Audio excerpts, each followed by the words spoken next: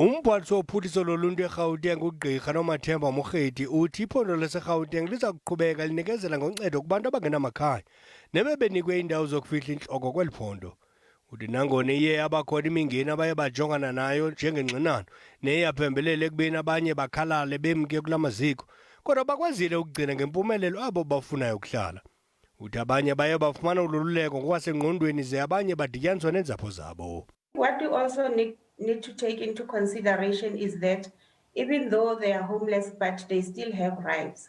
So we could not keep those who did not want to be kept in our temporary shelters. We could not force them to stay there. Because when they are in these temporary shelters, there are rules and there are regulations, and some of them could not abide to those rules or did not want to abide.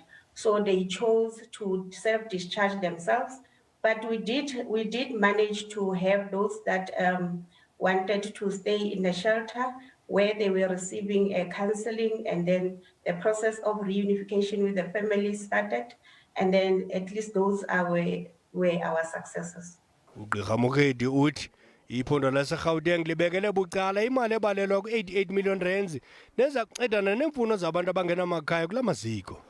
Uthi baza kuxhotyiswa ngezakhono eziza kubanceda naxa sele bengaphandle kula maziko. As Gauteng Provincial Department, Cabinet has approved a comprehensive intervention strategy or plan with a budget of 88 million that will cater for all their needs as they are housed in these overnight shelters.